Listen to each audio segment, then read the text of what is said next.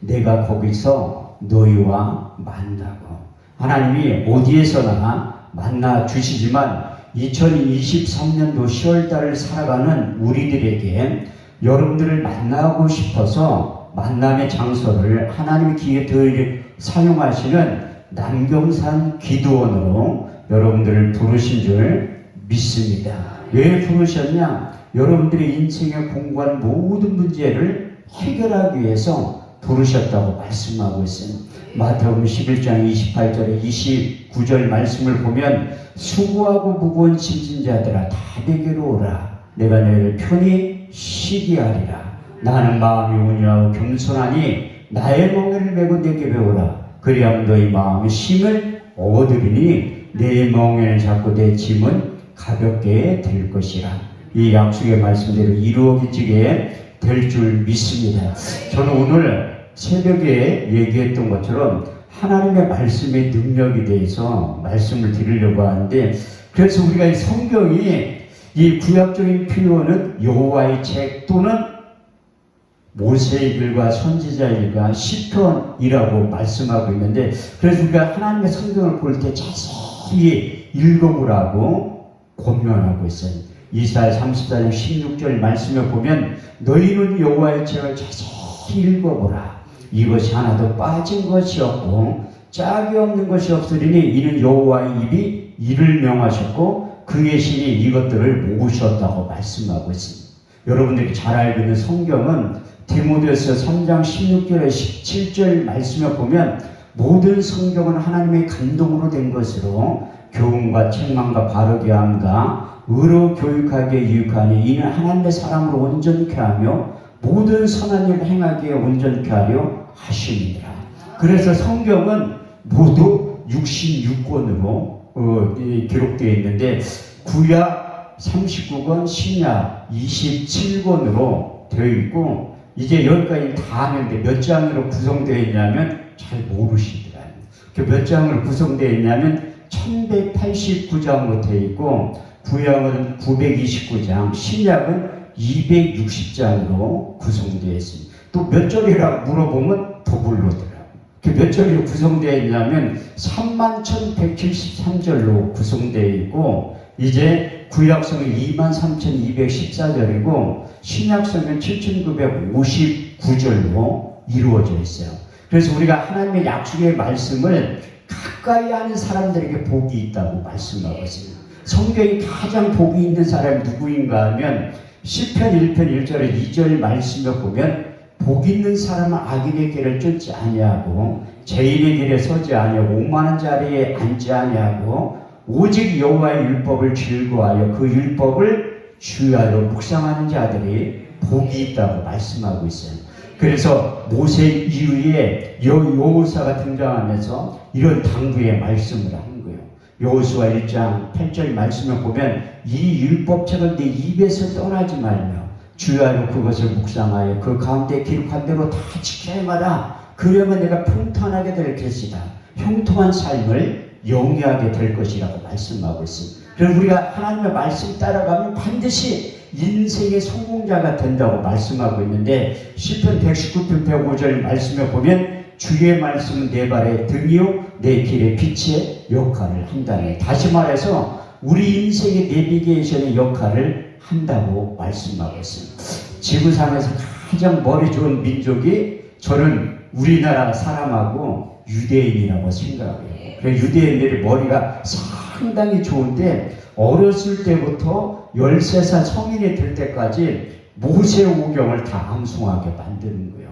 그 신명기 6장 4절에 9절 말씀을 통해서 세마교육을 시키는데 이스라엘 들으라. 오직 여호와는 하나님 여호와시니 너는 마음을 다하고 성품을 다하고 힘을 다하여 내 하나님 여호와를 사랑하라. 오늘날 내게 명하는 그 모든 말씀을 너는 내 마음에 새기고 내 자녀에게 부지런히 가르치며 집에 앉았을 때에든지 누웠을 때에든지 일어날 때에든지 길을 행할 때에든지 이 말씀을 강론할 것이며 너는 그것을 손목에 베어 기호로 삼으며 내 미간에 붙여 표를 삼고 내 집 문설주와 바깥문에 기록하라고 말씀하고 있습니다.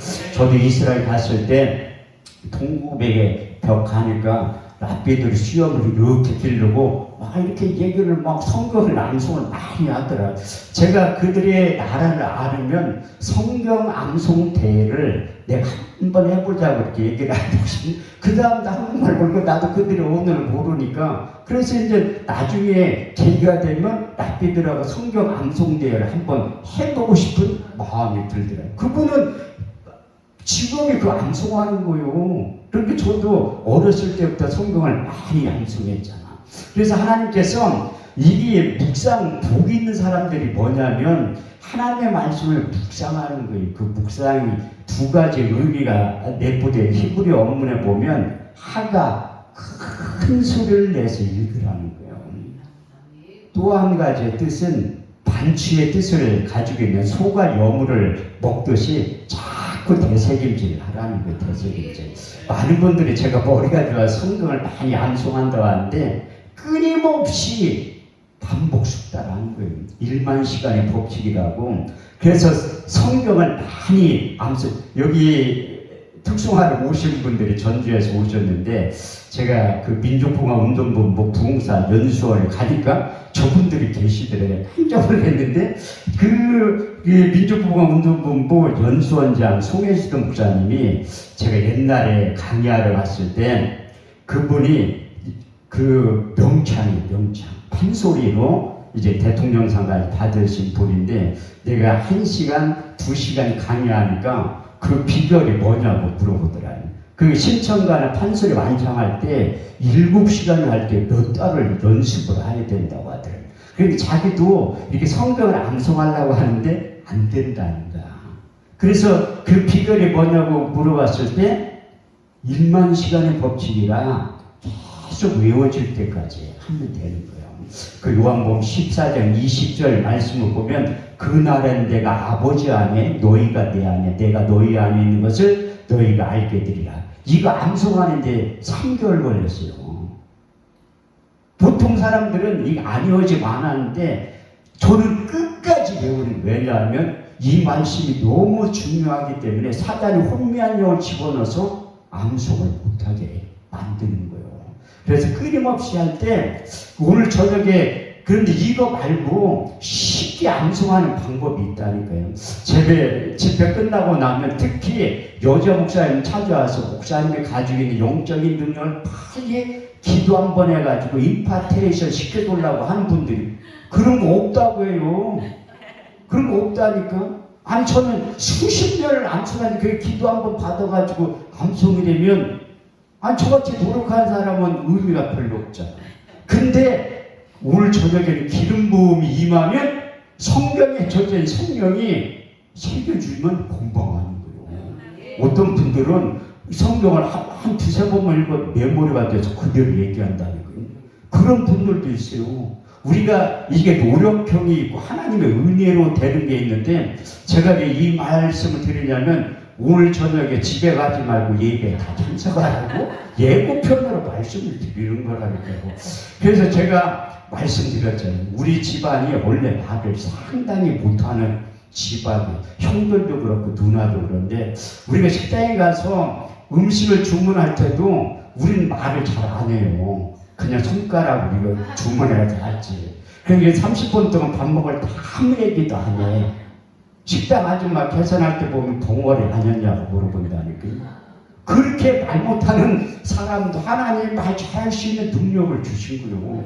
제가 이렇게 성경 읽다 보니까 말 못하는 사람들도 시인받더라고. 그 대표적인 인물이 모세라고 하더라고요. 모세가 출애굽기 4장 10절에 12절 말씀을 보면 모세가 여호와께 고하여 이르기를 본래 나는 말에 능치 못한 자이다. 주께서 종에게 명하신 이유에도 이러하니 나는 입이 뻣뻣하고 혀가 둔한 자이다. 여호와께서 그에게 일러 가라사대 누가 사람의 입을 치웠느냐 벙어리나 소경이 되게 하였느냐 나 여호와가 아니냐 이제 가라 내가 할 말을 가르쳐 주신다니까요. 그래서 말 못해도 하나님이 가르쳐 주는 것만 하면 된다는 거예요. 또 예레미야 선지자도 자기는 아이라 말을 못한다는 거예요. 예레미야 1장 4절에서 9절 말씀을 보면 내가 복중에 짓기 전에 너를 알았고 태에서 나오기 전에 너를 구별하였고 내가 열방의 선지자를 세우느라 하시기로 주 여호와의 보소서 슬퍼로소이다. 나는 아이라 말할 줄 알지 못하나이다. 여호와께서 그에게 이르시되 내가 너를 누구에게 보내든지 너는 가며 무엇을 명하든지 말할지라. 너는 그들을 인하여 두려워하지 말지니라. 그가 오른손을 네 입에 대시며 할 말을 입속에 넣어주셨다. 아니 입속에 넣어준 말만 하면 되지. 얼마나 쉬워. 그때 입속에 넣어준 말이 강력한 파괴력이 있다는 거예요. 예레미야 5장 14절 말씀을 보면 내 속에 있는 나의 말로 불이 되게 하고 이 백성들을 나무가 되게 되느니 이 불로 그를 사르게 된다고 말씀하고 있어요. 그래도 예레미야가 믿지 못하니까 한 번 더 말씀하신 거예요. 예레미야 23장 28절 29절 말씀을 보면 나 여호와가 말하노라 몽사를 얻은 자는 몽사를 말할 것이요 하나님의 말씀을 받는 성실히 그 말을 할 것이다.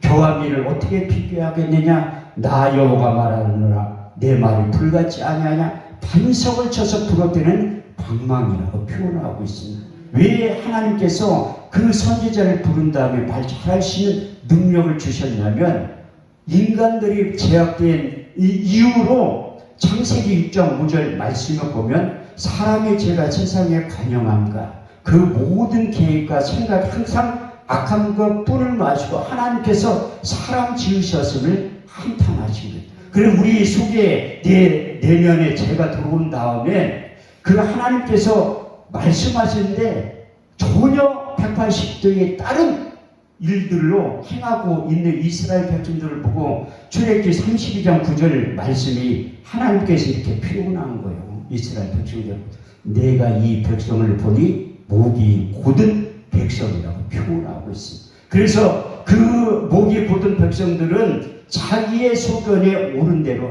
행하며 사는 거예요.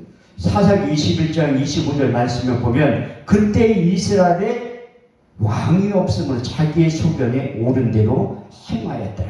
예레미야 17장 9절 보면 만물보다 거짓되고 심히 부패한 것이 마음이라고 표현하고 있습니다. 그래서 하나님께서 인간들이 내면 가운데 그 완악한 마음, 단단한 마음이 소유하고 있다는 거예요. 그래서 이사야 6장 9절에 10절, 마태복음 13장 13절에 14절, 사도행전 28장 26절, 27절 말씀을 보면 이사야 선지자가 우리 주님이 사도 바울이 너희가 하나님의 말씀을 듣긴 들어도 듣지 못하고 보긴 보아도 보지 못하고 마음으로 생각지 못하는 이유가 너희 마음속에 완악한 마음, 단단한 마음이 있기 때문에 영의 소리가 들리지 않는다는 거예요. 그래서 우리가 세상 소리는 잘 들린다니까요. 그런데 하나님의 음성은 못 들어.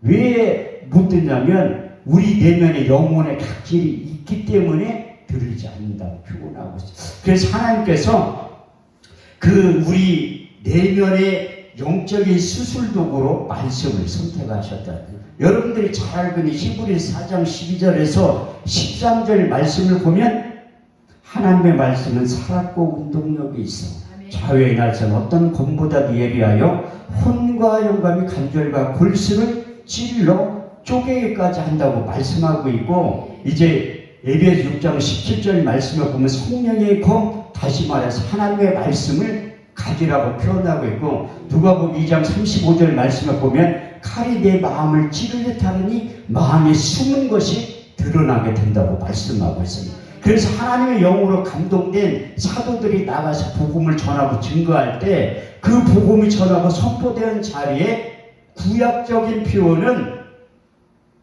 마음의 할례가 일어난다. 마음의 가죽을 든다고 표현하고 있지만 신약적인 표현은 마음이 찔린다고 표현하고 있습니다. 하나님의 영으로 감동된 사도들이 대제사장 서기관 바리새인 앞에서 말씀을 증거할 때 이런 현상이 나타났다고 사도행전 2장 37절에 39절 말씀을 보면 저희가 이 말을 듣고 마음에 찔려 베드로와 또 다른 사도들에게 물어가로되 형제들아 우리가 어찌할까 하거늘 베드로가 가로되 너희가 각각 회개하여 예수 그리스도의 이름으로 세례를 받고 제사함을 얻으라. 그리하면 성령을 선물로 받으리니 이 약속은 너희와 너희 자녀 모든 본대 사람 곧주 우리 하나님을 얼마든지 부르시는 자들에게 하신 것이라.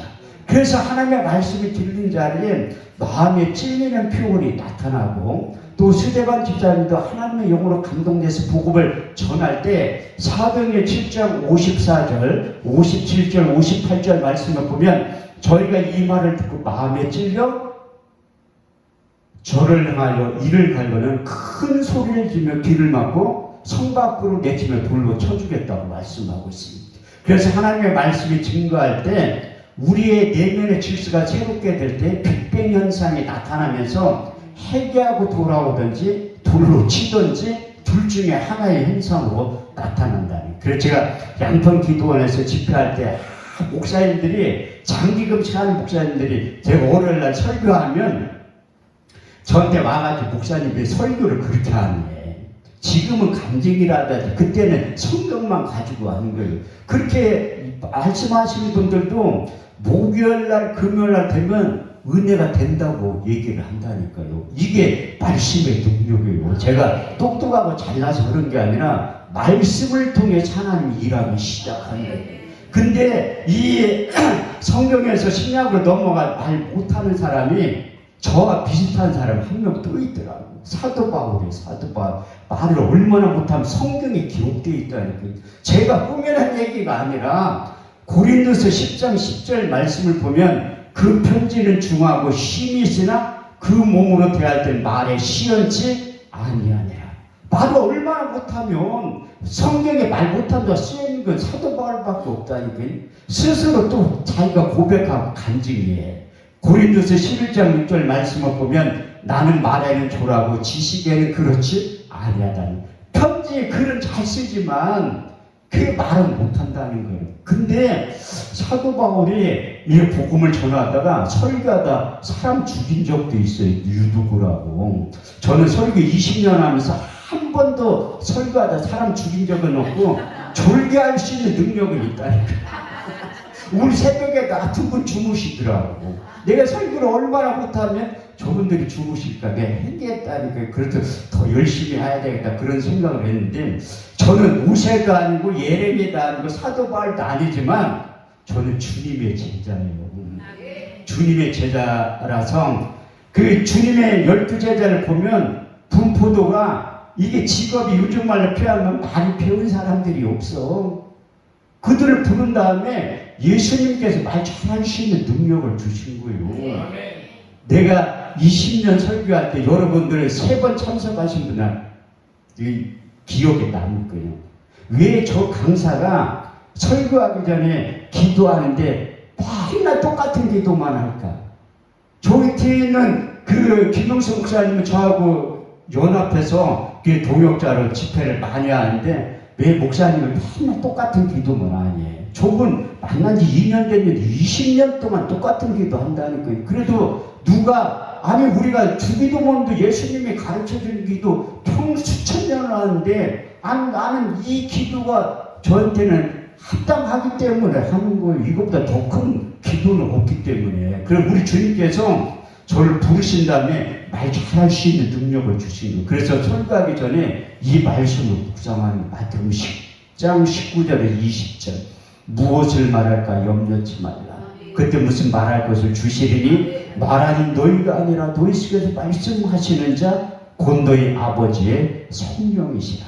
그래서 사람은 마음에 가득한 것을 입으로 말하게 된다고 마태복음 12장 34절을 통해 말씀하고 있는데, 어떤 사람은 막 이렇게 엉뚱한 소리 하면 나이가 마음이 없는 소리에, 마음이 없는 소리는 없어요. 마음에 가득한 건 입으로 나온다고 성경에 써 있는데, 그래서 제가 하나님께서 그리스도의 편지로 만들어 주신 이유가 뭐냐면, 이스라엘 백성들이 이제 율법을 통해서 돌비에 새긴 말씀은 기억이 안 나. 그래서 하나님이 전략을 바꾼 거예요. 예레미야 31장 33절 말씀을 보면 곧 내가 나의 법을 너희 속에 두고 그 마음에 기록하여 너희는 내 백성이 되고 나는 너희 하나님이 될 것이다. 바울도 이 말씀을 인용해서 자기가 그리스도의 편지가 되었다고 고백하고 있습니다. 고린도서 3장 3절 말씀을 보면 너희는 우리로 말미암아 나타난 그리스도의 편지니 이는 먹으로 쓴 것이 아닌 살아계신 하나님의 영으로 하는 것이며 또 돌비에 새긴 것이 아니라 육의 신비에 새긴 거예요. 그래서 육의 신비에 새긴 말씀은 성령이 오시면 충만함을 느끼면 요한복음 14장 26절 말씀대로 보혜사 곧 아버지께로부터 너에게 보내신 성령 그가 너에게 모든 것을 가르치시고 내가 말한 모든 것을 생각나게 하십니다. 그래서 저는 성경에 있는 경험된 것을 얘기를 하는 거예요. 얘기. 그 많은 분들이 그거 암송하는 거 비결 가르쳐 달라고 할 때 이제 성경이 경험이 되고 체험이 되면 원고 없이도 얘기를 하는 거예요. 여자 목사님들한테 내가 비유를 들을 때 자식 날 때 오래 돼도 기억이 다 나잖아요. 그거 아니 자식 30살짜리 자녀가 있다 할지라도 그거 얘기할 때 원고 써가지고 얘기하는 사람이 어디 있어. 실제로 있었던 사건인데 다 머릿속에 저장되어 있는 건데 성경도 이와 같은 원리예요. 그 말씀이 경험이 되고 체험이 되면 실제 있었던 사건에 대해서 얘기하는 거예요. 그래서 많은 분들이 제가 성경을 많이 한다고 하는데 아는 것만 안다니까 모르는 것도 몰라. 어떻게 31,100 이게 성경이요. 내가 20년 전에 목회 시작할 때 보는 거랑 지금 보는 거랑 틀려요. 왜? 생명량이 있기 때문에 그 볼 때마다 하나님이 똑같은 문자가 아니라 생명 있는 말씀이기 때문에 틀리게 역사를 하는 거예요. 그래서 성경에 대해서 많이 안다? 착각이에요. 착각. 20년 전에 읽을 때랑 지금 읽을 때랑 20년 후에 읽을 때랑 전혀 다르게 하나님께서 역사를 하는 거예요. 근데 하나님 나에겐 그 말 잘하시는 능력을 주신 다음에 제가 처음에 교회를 개척할 때 나름대로 인물되지 실력되지 능력되지 하나님은 반드시 청정동이나 압구정동의 교회를 개척시켜줄 줄 알았는데 내 생각이지. 이사야 55장 8절에 9절 말씀은 내 생각은 너의 생각과 다르며 내 길은 너의 길과 달라서 하늘이 땅보다 높은 같이 내 생각은 너의 생각보다 높으니라. 아니 돈 좀 있을 때 교회를 개척시켜주면 얼마나 좋아. 물질에 대해 깨끗할 때 교회를 개척하게 만든 거예요. 물질이 깨끗한 게 뭐냐면 돈이 한 푼도 없다. 돈이 없으니까 오히려 좋아. 이게 저도 주변에 있는 목사님들 보면 돈 가지고 목회하신 분들은 돈 떨어지면 못하더라고. 또 사람 의지했던 사람들은 사람 떠나면 못해. 저같이 돈도 없고 의지할 사람도 없으면 하나님만 바라보는 거예요. 그게 오히려 편하다는 거예요. 있으면 쓰고 없으면 막는 거예요. 그래서 성남의 교회를 개척했는데 내가 참 개척하기 전에는 목사님들이 왜 이렇게 부흥을 못 시킬까. 내가 교회 개척하면 3년만 되면 한 몇천 명 만들 것 같더라고. 근데 내가 교회 개척하고 한 달 만에 이 세상에서 가장 빠른 새를 발견한 거예요. 그게 월세야, 월세. 주일날 예배 드리면 임대료 내야 된다는 거예요. 아, 임대료만 내. 가스비 내지, 수도세 내지, 전기세 내지, 다 내. 아유, 그리고 내가 한 달 만에 깨달은 거예요. 내가 이게 교회 개척해가지고 천명 만든 게 평생 꿈이지만 아직도 안 되잖아요. 그래도 하나님 맡겨진 일에 대해서 열심히 하고 있는 거예요. 내가 빨리 내가 그 교회 부흥시키려고 하니까 하나님이 내 눈을 약 15도 바꾸는 거예요. 어떤 선교사님을 만나게 하는 거야. 그래서 내가 그 사우스 아프리카 짐바브웨 3번 갔다 왔어요. 그래도 내가 말 못하고 이 설교하는데 굉장히 부담감을 가지니까 하나님이 목사한테 받고 어디를 보냈냐면 2만 킬로 떨어진 아프리카를 보낸 거예요. 흑인들 앞에서 설교를 70번을 넘게 했다니까요. 그래도 일반 목사님들은요 흑인 앞에서 설교할 기회가 없다니까요. 그러니까 저는 그 평생에 잊지 못한 선교사님을 만나가지고 그분이 내가 처음 선교사님들은 오면 설교부터 시켜봐요. 설교를 잘하는. 근데 내가 좀 이렇게 특이하게 하니까 자기가 할 기회에 대해서 자꾸 시킨 거야. 처음에 아프리카 갈 때 3일 만에 갔다니 3일 만에 비행기 티켓팅을 싼 거여가지고 홍콩에서 대기 시간을 10시간을 한 거야. 여기서 홍콩까지 5시간 걸리지. 거기서 10시간 대기하고 있다가 남아프리카 공화국 요하네스부르 공항까지 12시간 간 거야. 12시간.